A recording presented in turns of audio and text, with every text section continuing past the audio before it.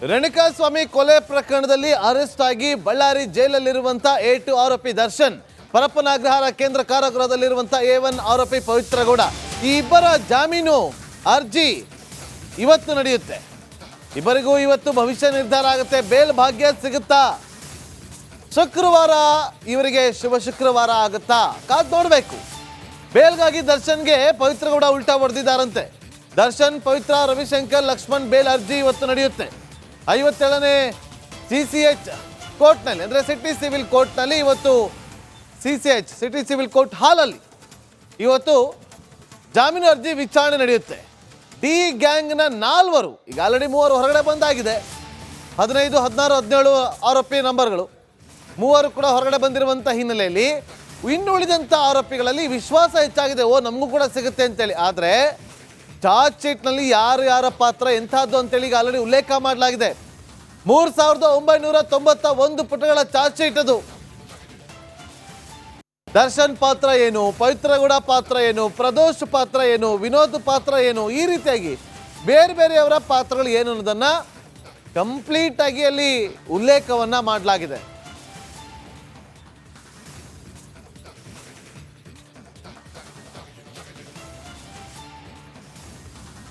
ನೋಡಿ, ಇವತ್ತು ಬಹಳ ಕುತೂಹಲಕಾರಿಯಾದಂಥ ವಿಚಾರ.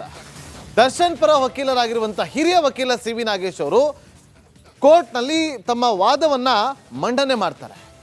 ಹಾಗಾಗಿ ಸಾಕಷ್ಟು ಹೋಮ್ವರ್ಕ್ ಮಾಡ್ಕೊಂಡಿದ್ದಾರೆ.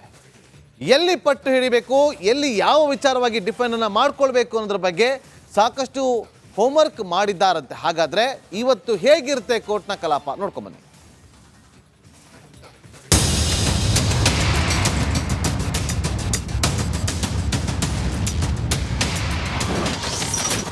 ಇಂದು ನಟ ದರ್ಶನ್ ಜಾಮೀನು ಭವಿಷ್ಯ, ತನಿಖಾಧಿಕಾರಿಗಳ ಲೋಪವೇ ಟಾರ್ಗೆಟ್.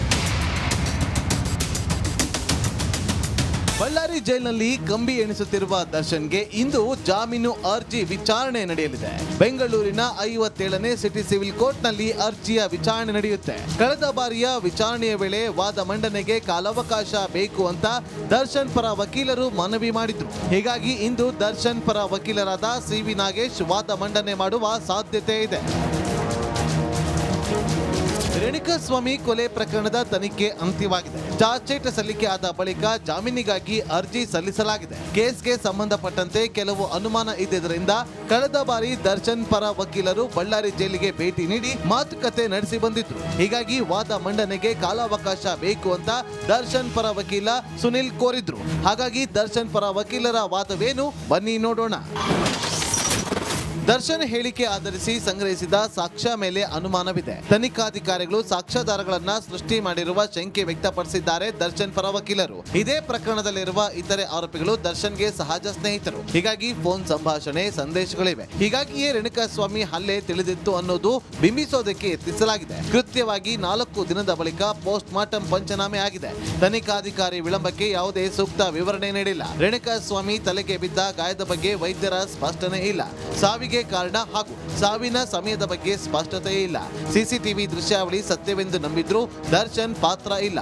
ಸಿಸಿಟಿವಿಯಲ್ಲಿ ದರ್ಶನ್ ಹಾಜರಿ, ಕೃತ್ಯದಲ್ಲಿ ಭಾಗಿ ಬಗ್ಗೆ ಸ್ಪಷ್ಟತೆ ಇಲ್ಲ. CRPC 164 ಸ್ಟೇಟ್ಮೆಂಟ್ ಅಲ್ಲೂ ಕೂಡ ವೈದ್ಯಕೀಯ ವರದಿಗೂ ವ್ಯತ್ಯಾಸಗಳಿದೆ. ವೈಜ್ಞಾನಿಕ ಸಾಕ್ಷಿಗೂ ಪ್ರತ್ಯಕ್ಷದರ್ಶಿಗಳ ಹೇಳಿಕೆಗೂ ಸಾಮ್ಯತೆ ಇಲ್ಲ ಎಂಬುದು ದರ್ಶನ್ ಪರ ವಕೀಲರ ವಾದವಾಗಿದೆ. ಇಂದು ಈ ಎಲ್ಲ ವಾದಗಳನ್ನ ಮುಂದಿಟ್ಟುಕೊಂಡು ಹಿರಿಯ ವಕೀಲ CV ನಾಗೇಶ್ ತಂಡ ಕೋರ್ಟ್ನಲ್ಲಿ ವಾದ ಮಾಡಲಿದ್ದಂತೆ 3991 ಪುಟಗಳ ಚಾರ್ಜ್ ಶೀಟ್ನಲ್ಲಿ ಲೋಪವಿದೆ ಅನ್ನೋದೇ ದರ್ಶನ್ ಪರ ವಕೀಲರ ಟಾರ್ಗೆಟ್ ಆಗಿದ್ದು ತನಿಖಾಧಿಕಾರಿಗಳನ್ನ ಕಟ್ಟಿ ಹಾಕಲಿದ್ದಾರೆ ಎನ್ನಲಾಗ್ತಾ ಇದೆ. Bureau report, republic Kannada. ಮತ್ತಷ್ಟು ಮಾಹಿತಿಯನ್ನು ಕೊಡೋದಕ್ಕೆ ನಮ್ಮ ಪ್ರತಿನಿಧಿ ನಾಗರಾಜ್ ಈಗ ಸಂಪರ್ಕದಲ್ಲಿದ್ದಾರೆ. ನಾಗರಾಜ್, ಇವತ್ತು ಏನಾಗಬಹುದು? ಬೇಲ್ ಸಿಗುತ್ತಾ ಇಲ್ವಾ? ನಾಗೇಂದ್ರ, ಇವತ್ತು ಏನು ರೇಣುಕಾಸ್ವಾಮಿ ಕೊಲೆ ಪ್ರಕರಣಕ್ಕೆ ಸಂಬಂಧಿಸಿದಂತೆ ಇದೇ ಮೊದಲ ಬಾರಿಗೆ ಜಾಮೀನು ಅರ್ಜಿಯನ್ನ ಸಲ್ಲಿಕೆ ಮಾಡಿದ್ದಾರೆ ದರ್ಶನ್ ಪರವಾಗಿ ಹಿರಿಯ ವಕೀಲ CV ನಾಗೇಶ್ ವಾದವನ್ನ ಮಂಡಿಸುವಂತದ್ದು. ಆದ್ರೆ ಇವತ್ತೇ ಜಾಮೀನು ಆದೇಶ ಆಗೋದು ಸಾಧ್ಯತೆ ತೀರಾ ಕಡಿಮೆ ಇರ್ತಕ್ಕಂಥದ್ದು. ಯಾಕಂತಂದ್ರೆ CV ನಾಗೇಶ್ ವಾದ ಮಾಡಿದಾದ ಬಳಿಕ ಏನು ಈಗಾಗಲೇ ಪವಿತ್ರಗೌಡ ಪರ ವಕೀಲ ಟಾಮಿ ಸಬಾಸ್ಟಿಯನ್ ವಾದ ಮುಗಿಸಿದ್ದಾರೆ. ಇದೆಲ್ಲದಕ್ಕೂ ಲಿಖಿತವಾಗಿ ಆಕ್ಷೇಪಣೆ ಸಲ್ಲಿಸಿರ್ತಕ್ಕಂಥ SPP ಪ್ರಸನ್ನ ಕುಮಾರ್ ಅವರು ವಾದವನ್ನ ಮಂಡಿಸಬೇಕಾಗುತ್ತೆ. ಈ ಎರಡೂ ವಾದಗಳು ಮುಕ್ತಾಯ ಆದ ಬಳಿಕ ಜಾಮೀನು ಆದೇಶವನ್ನ ನ್ಯಾಯಾಲಯ ಕಾಯ್ದಿರಿಸುವಂತದ್ದು. ಆದ್ರೆ ಇವತ್ತಿನ ವಿಶೇಷತೆ ಏನಂತಂದ್ರೆ ಇದುವರೆಗೂ ದರ್ಶನ್ ವಿಚಾರವಾಗಿ ಆತ ಚಾರ್ಜ್ ಶೀಟ್ ನಲ್ಲಿ ಉಲ್ಲೇಖ ಆದಂತ ವಿಚಾರಗಳಿರ್ಬೋದು, ಮತ್ತೆ ಅವ್ರ ವಿರುದ್ಧ ಇರ್ತಕ್ಕಂಥ ಸಾಕ್ಷ್ಯಗಳಿರ್ಬೋದು, ಇವುಗಳ ಬಗ್ಗೆ ಅಷ್ಟೇ ಚರ್ಚೆ ಆಗಿತ್ತು.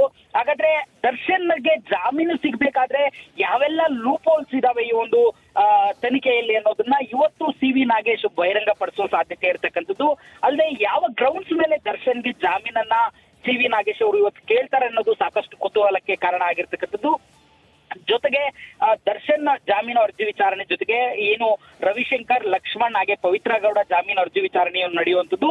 ಈ ಒಂದು ಸಿ.ವಿ. ನಾಗೇಶ್ ವಾದವನ್ನ ಮುಕ್ತಾಯ ಮಾಡ್ತಾ ಇದ್ದಂಗೆ ಎಸ್.ಪಿ.ಪಿ. ಪ್ರಸನ್ನ ಕುಮಾರ್ ಈ 4 ಜನರಿಗೆ ಆಕ್ಷೇಪಣೆಗೆ ಸಂಬಂಧಿಸಿದಂತೆ ವಾದವನ್ನ ಶುರು ಮಾಡುವಂಥದ್ದು. ಈಗಾಗಲೇ ಅವರು ಲಿಖಿತ ರೂಪದಲ್ಲಿ ಆಕ್ಷೇಪಣೆಯನ್ನ ಸಲ್ಲಿಕೆ ಮಾಡಿದ್ದಾರೆ.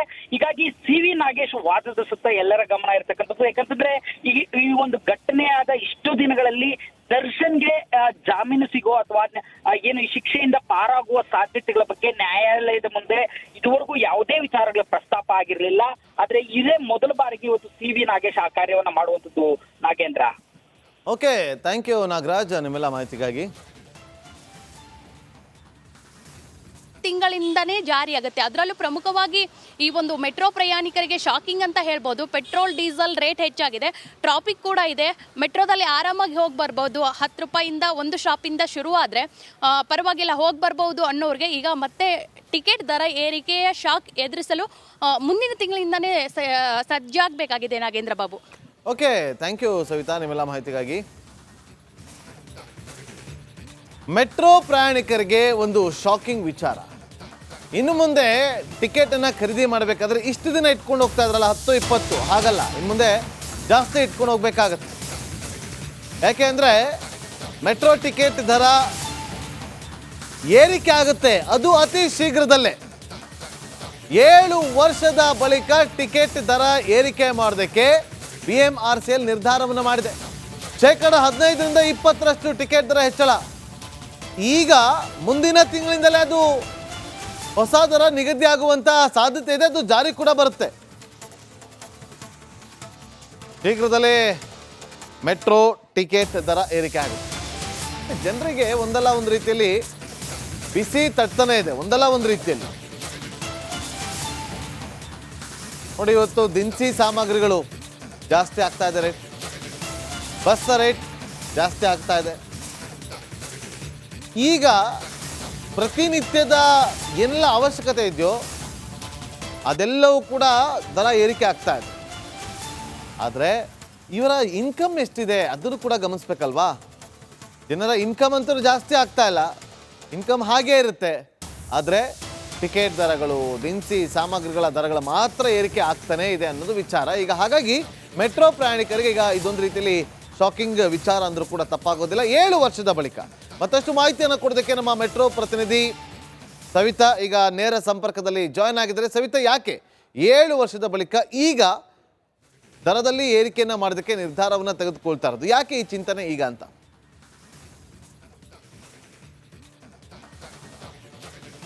ನಾಗೇಂದ್ರ ಬಾಬು, ಪ್ರಮುಖವಾಗಿ ಸಿಟಿ ಜನರು ಒಂದಲ್ಲ ಒಂದು ದರ ಏರಿಕೆಯ ಬಿಸಿಯನ್ನ ತಟ್ಟಿಸ್ಕೊಳ್ತಾ ಇದ್ದಾರೆ. ಇದೀಗ ಮೆಟ್ರೋ ಪ್ರಯಾಣಿಕರಿಗೆ ಈ ಒಂದು ದರ ಏರಿಕೆಯ ಬಿಸಿ ತಟ್ಟುತ್ತೆ. ಪ್ರಮುಖವಾಗಿ ಮೆಟ್ರೋ ಟಿಕೆಟ್ ದರ ಹೆಚ್ಚು ಮಾಡಲಿಕ್ಕೆ BMRCL ಚಿಂತನೆಯನ್ನ ನಡೆಸಿದೆ.